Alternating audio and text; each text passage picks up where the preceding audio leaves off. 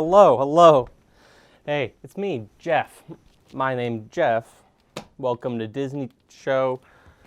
We're gonna read a book. How you doing today? Hope the camera looks good, because I did not check. Yeah, I might have moved. I've recorded the intro 3 times. I have opened 2 LaCroix already. Because it needs to be in the show. You're here for a book. A book for you in the audience. You know who you are. Congratulations, by the way, by George Saunders, Some Thoughts on Kindness. I have not read this book. I am not wearing shoes. It is hot, and I am wearing 3 shirts.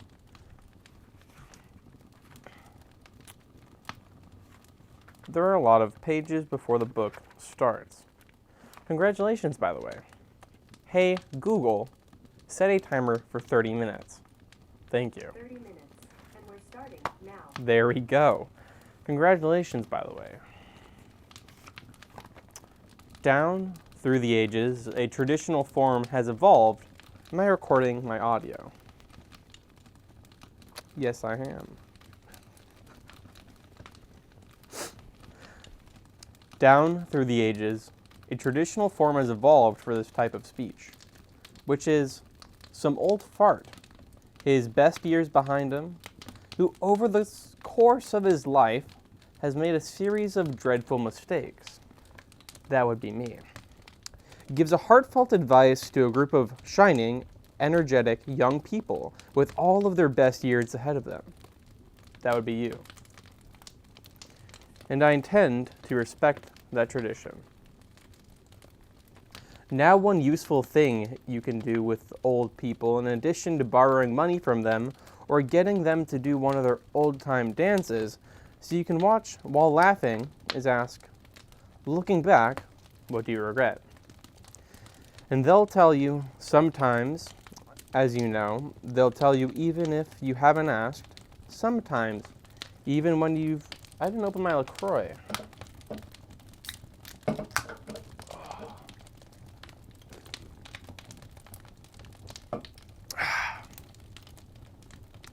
So, what do I regret? Being poor from time to time? Not really.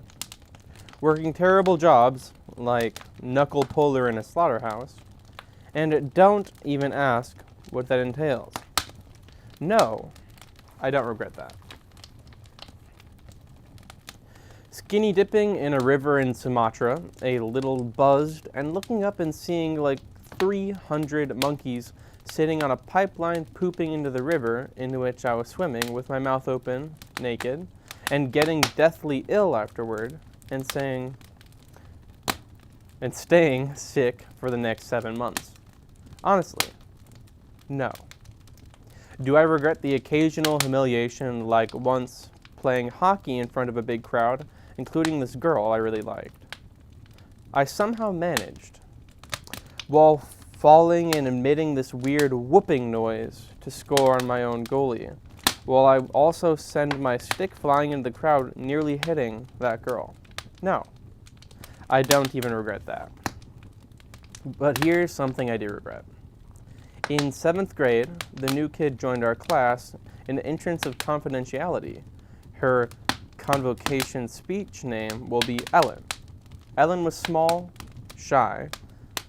She wore these blue cat eye glasses that at the time only old ladies wore.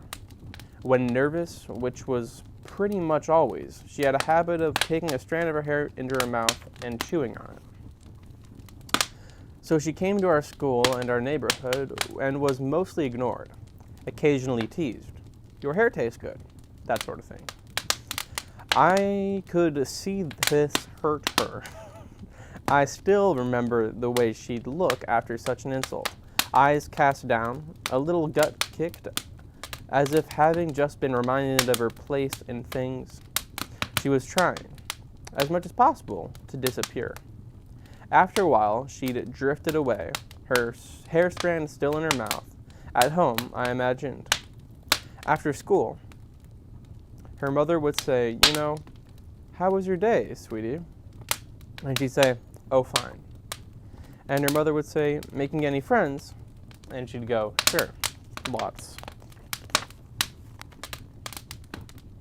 Sometimes I'd see her hanging around alone in her front yard, as if afraid to leave it. And then they moved. That was it. No tragedy, no big final hazing.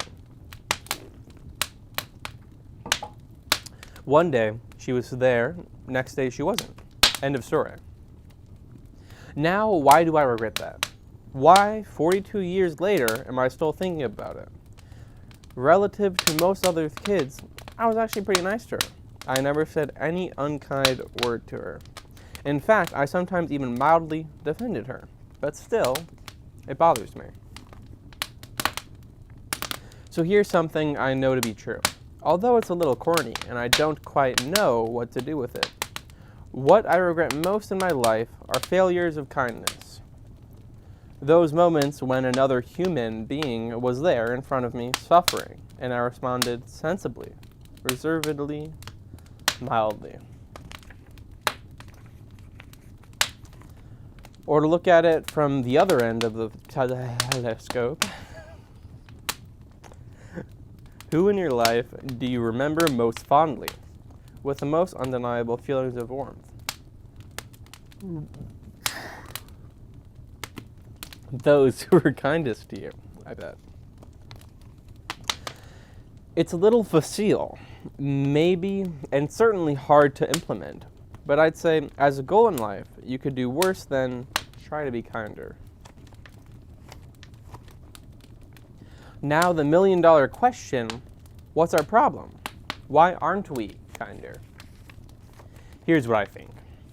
Each of us is born with a series of built-in confusions that are probably somehow Darwinian. These are, 1, we're central to the universe. That is, our personal story is the main and most interesting story. The only story, really.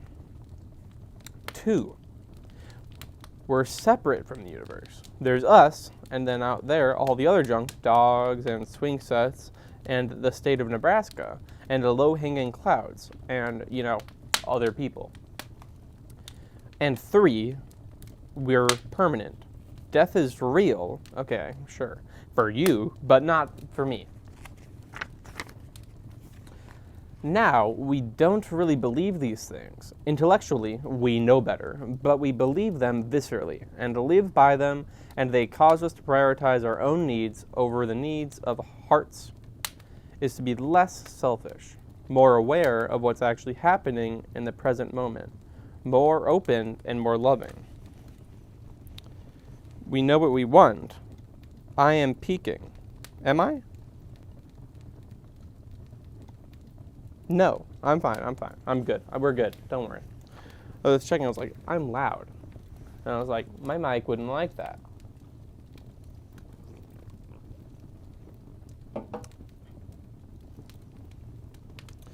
Oh, baby. Okay.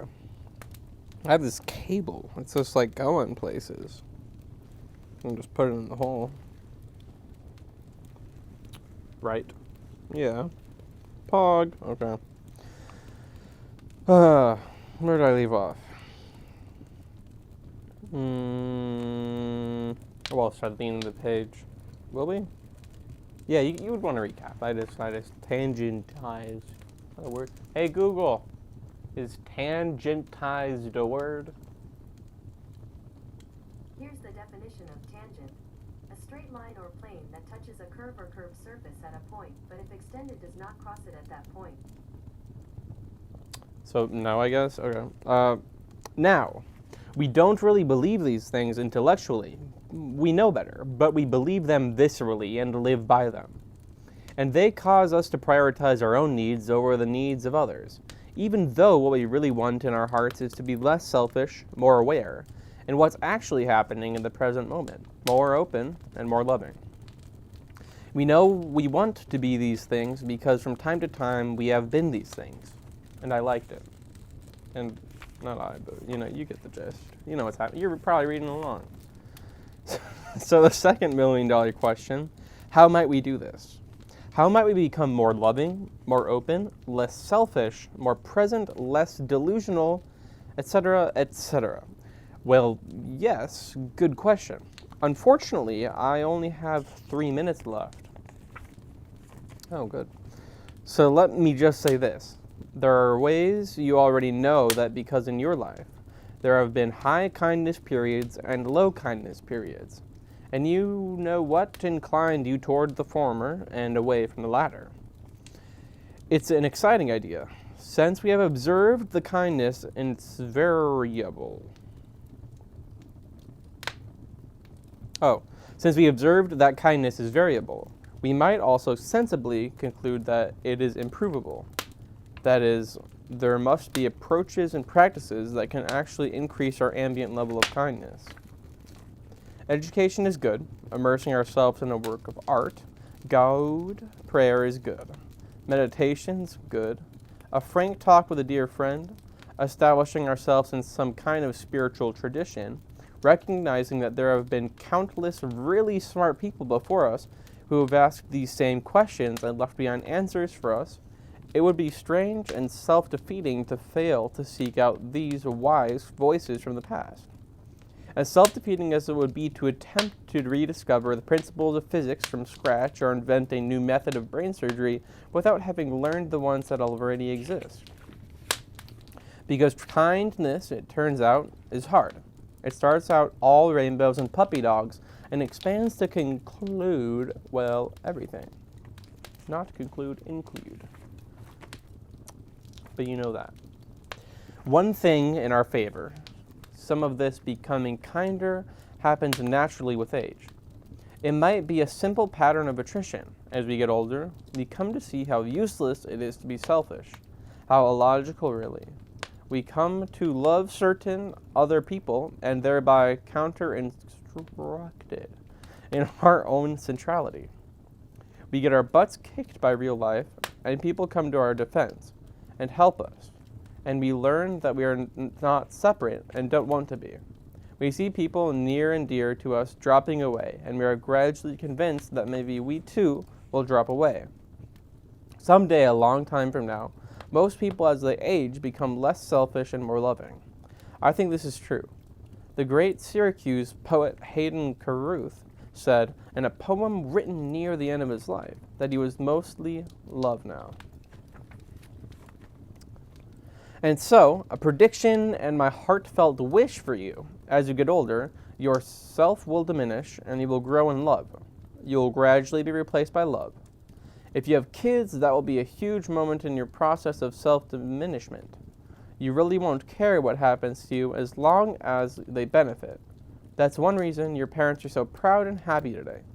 One of their fondest dreams has come true. You have accomplished something difficult and tangible that is enlarged you as a person and will make your life better from here on in forever. Congratulations, by the way. When young, we're anxious, understandably, to find out if we've got what it takes.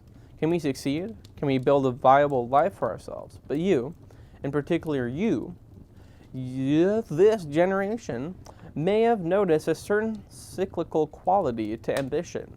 You do well in high school in the hopes of getting into a good college, so you can do well in the good college, in hopes of getting a good job, so you can do well in the good job. So you can. And this is actually okay. If we're going to become kinder, that process has to include taking ourselves seriously, as doers, as accomplishers, as dreamers. We have to do that to be our best selves.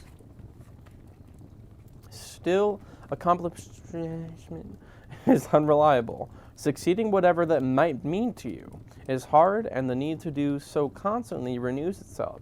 Success is like a mountain that keeps growing ahead of you as like you hike it. What? And there's the very real danger that succeeding will take you up your whole life. While the big questions go untended.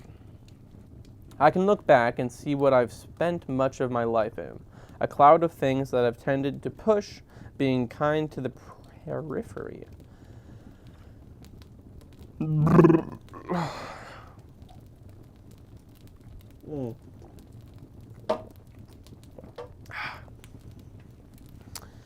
My name's Jeff. Ugh.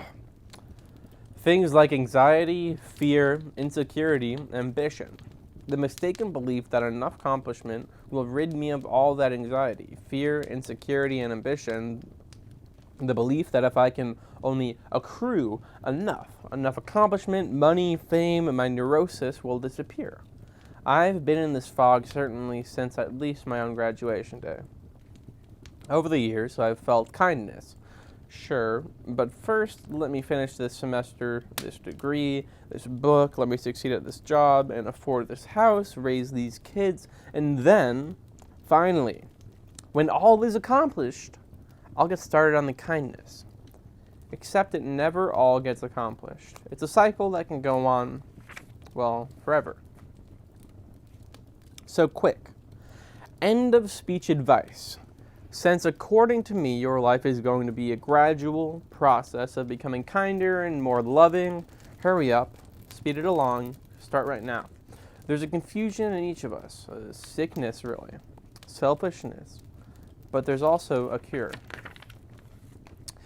Be a good and proactive and even somewhat desperate patient on your own behalf. Seek out the most efficacious.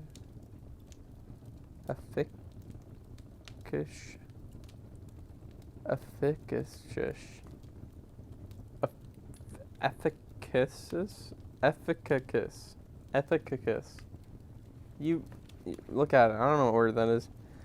Anti-selfishness medicines.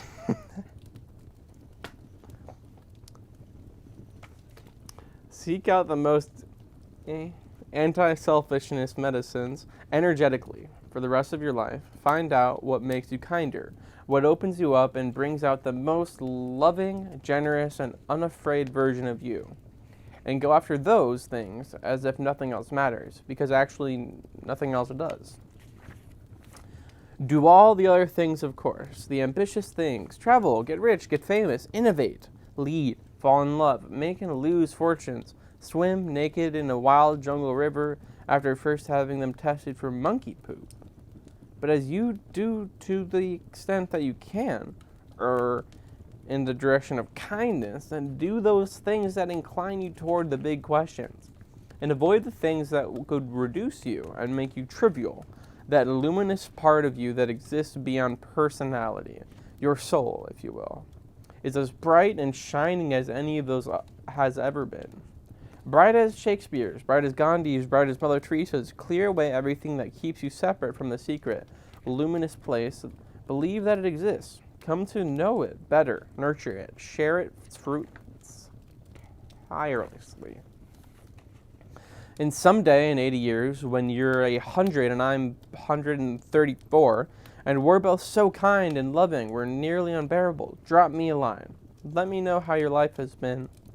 I hope you will say, it has been so wonderful.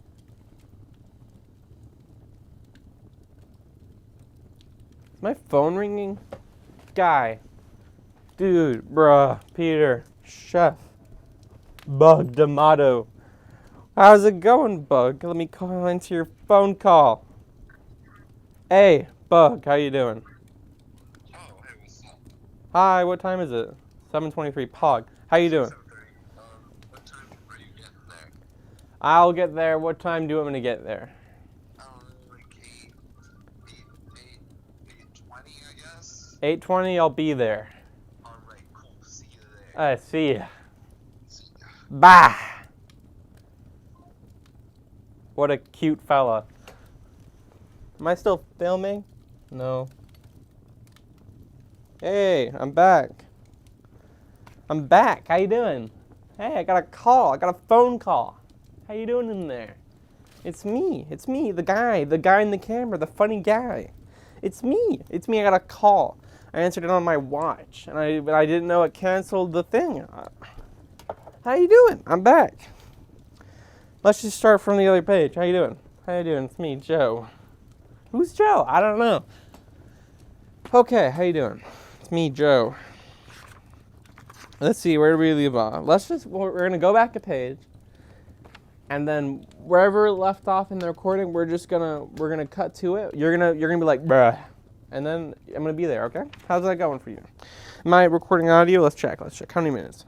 We got 23 minutes. That's so much. How you doing? Are you tired, bruh? It's probably not gonna be that long, but dude, you take us. Okay, you know what? Intermission. Okay, take your LaCroix. No, you're good. You're good. You're back. You're back. Okay. Okay. How's it going? Which it's me, Joe. Who's Joe? I don't know. Okay. Did I go back a page? I think I read this one. I think this is literally the last page of the book. Well, you're gonna hear it either twice, 3 times. I can record it a couple more times. The book just fell off. We're gone. We're going rogue. We're taking the book off. We don't need it. We read it all. You already heard it. I did. I don't know, dude. Okay, Joe, how's it going? Who's Joe? Bruh, I don't know, man. Okay, let's look book. Okay, we're going back. Okay, we're going to the audiobook, Josh. I'm an audiobook. Well, video book. Am I a movie? Is this a movie? What do you call video books? That's just a movie. I'm a movie. How you feeling? There is 1 actor in it. Should I memorize this and then just go rogue? No pages. We're going insane. Dude, what? Video movie, video book. How you feeling? This is a new media. We're a new genre. We're gone. We're a new thing. This is ambitious. This is what this book is all about. This is love. This is kindness. We're being kind. We're making a new thing for everyone. Everyone has this now. Tell your friends, tell your family, we're making a new book. Video book. Does it hear me? Did I put the adapter in? I did. It hears me. We're doing good. We're doing so good. Okay. Woo! Okay, we're page back. Turn back a page in your book. If you already did, why would you? Because you're going to hear it once. So just get back where you left off. You heard it. You heard it. We're going. And someday, in 80 years, when you're 100 and I'm 134, we're both so kind and loving. We're nearly unbearable. Drop me a line. Let me know where you are, where your life has been. I hope you say it has been so wonderful. I wish you great happiness, all the luck in the world, and a beautiful summer. Thanks, George. That's a good book. I made a good video book. I hope you enjoyed it. If you want another book for me to make into a video book, tell me. I will help you. If you want the entire Harry Potter book, I got you.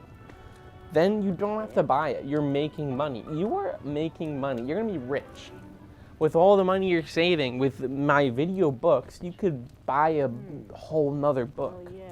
The ticket he told me about. But if you didn't want to buy that one, tell me again. I'll help you. I can help you. I have so much help to give, so much kindness. They'll be all right. So you can have a good summer, okay? If you want a book, tell me and it'll become a video book. That's all I got to say, dude. That's all I got. This is a new genre. I hope you liked it. Not just a new genre on this channel, a new thing. The new thing, video books. You could say movie, but that's dumb. That's stupid. That's already a thing. Why do that? I'm copywriting it. I own this. If you make one of these, I will find you. I won't. The FBI will. I'm calling them. You're going to be in trouble. I'm sorry. You're gone. You did it. Dude. Bruh. I'm sorry if you are now in county jail, federal prison. I'm sorry you're in Tampa Bay, Florida. That's so bad. Dude. I'm sorry. I hope you liked the video book. This is Audible. Your book's over. Redeem your credits. Your monthly credits and get a new book. But don't pay for it, because I got you video books.